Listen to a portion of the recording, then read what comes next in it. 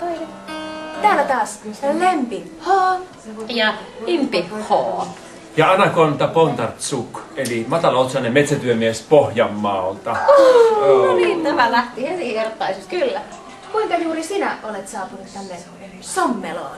Sommelo on yksi loistavimpia festivaaleja koko pienessä Suomessa. Täällä on persoonallinen loistava ohjelma, monipuolinen ohjelma.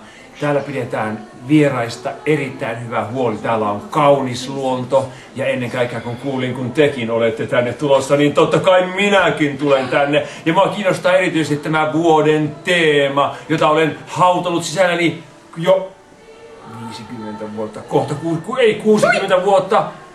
Se kutkuttaa jatkuvasti. Okei, koette siis olevanne jollakin tavalla hälytön.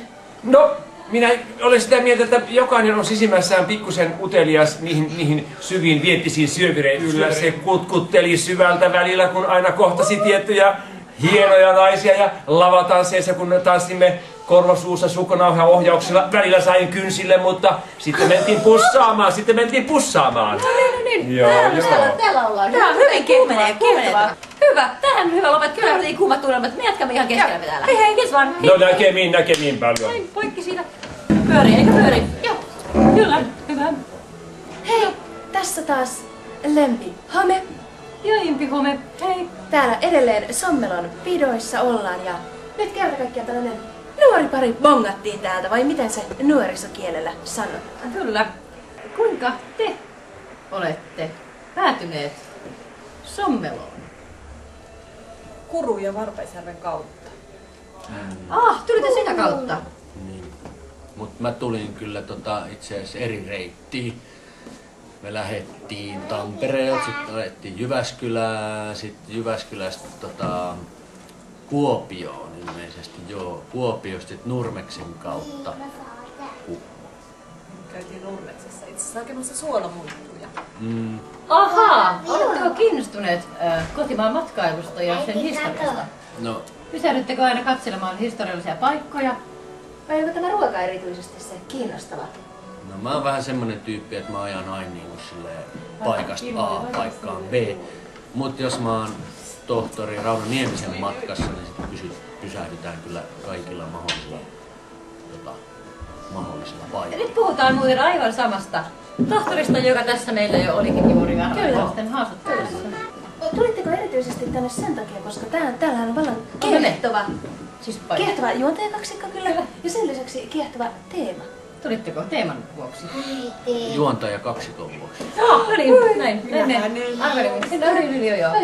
Kyllä. Mutta sehän toisaalta sopii aika hyvin tämä, jos ajattelin nyt vain reikäläistä, niin Lempi, hän on se teema täällä. Mutta Impi ei niinkään. Impi ei niinkään, en minä en sano tähän teemaan. Minä poistin iltaa myöten sen tästä Eikö se kohtaa. ole niinku, miksei muka on näin, koska eikö se erotiikka tavallaan Kyllä pidä tarvitsee sisällään Impi molemmat? myös. Kyllä, Jännite. Kyllä, jännite. Nyt päästään ytimeen älykästä tuo pohdintaa. Miten kun on tämä kansan musiikki, niin onko musiikki kansan? On. Ai, nyt sattuu suorastaan, mutta Niin, tätä voi pohtia. On. Kansan versus kenen.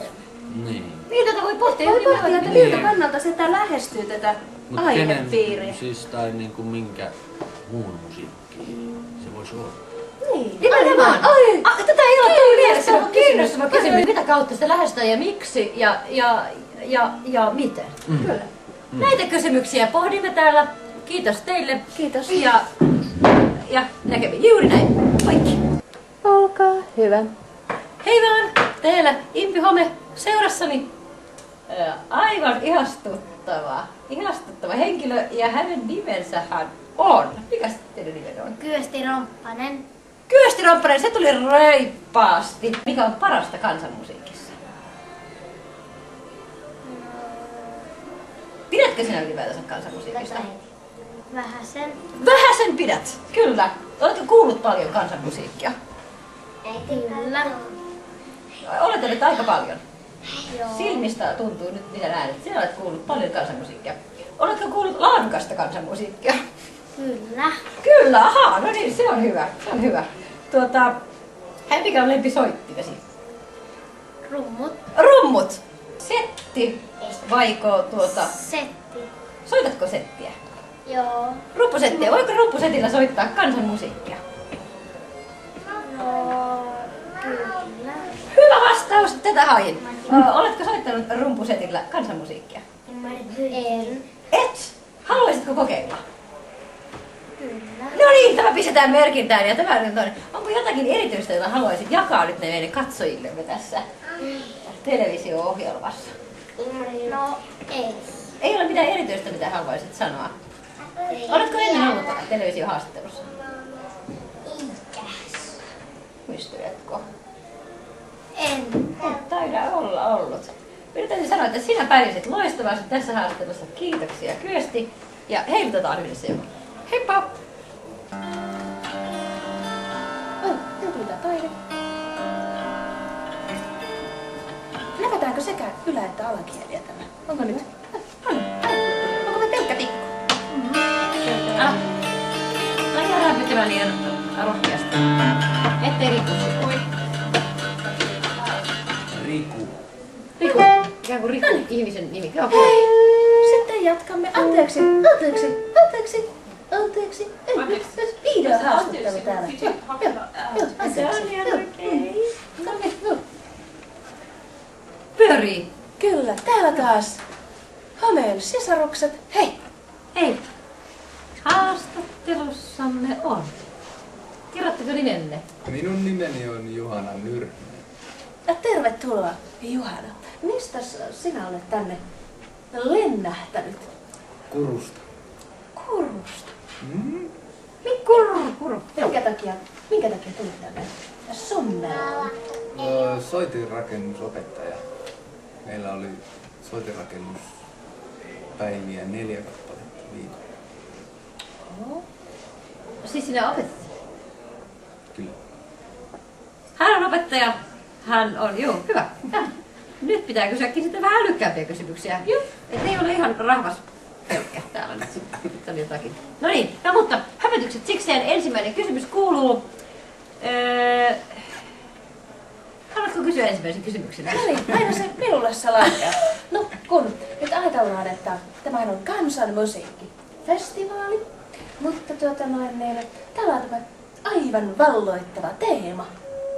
Niin oletko tullut nimenomaan sen teeman takia, että liittyykö se soitinrakennus jotenkin tähän teemaan? Oletko rakentanut kenties fallisia soittimia täällä? Kyllä. Kyllä! No niin, eikä teemassa ollaan. Kyllä, joo, kyllä. Hei, tässä meilläkin on tässä esillämme. Ne vähän hieman Niin, halvistinen. suoraan lähes jalkojeni välissä. Kyllä.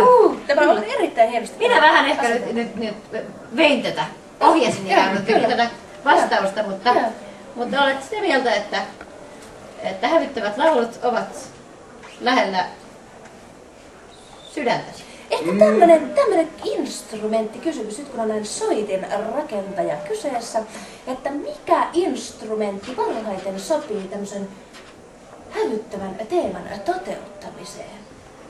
Ehkä tuo pitkä huilu. Pitkä huilu. Siitä kuuluu epämääräisiä ujelluksia ja ne ovat aivan aikaisella tavalla, ne tulevat sillä tavalla luonnollisesti, spontaanisti. Onko näin? Johtuuko se siitä? Joo. Ja sitten siinä on niin koolla väliä, kun mitä isompi, niin sitten sitä matalampi viri. Aina oppii uutta. Kyllä. Ihan näin. Olemme kysyneet kaikilta filosofisen kysymyksen. Onko musiikki kansan? On. Kyllä. Ehdottomasti. Se oli lyhyt ja ytimekäs. Kiitos. Kiitos. Hyvä. Käspäivää. Taide. Läpätäänkö sekä ylä- että alakieliä tällä? Onko nyt? Onko me pelkkä tikku? Aina rämpyttämään liian rohkeasti. Ettei rikkuisi.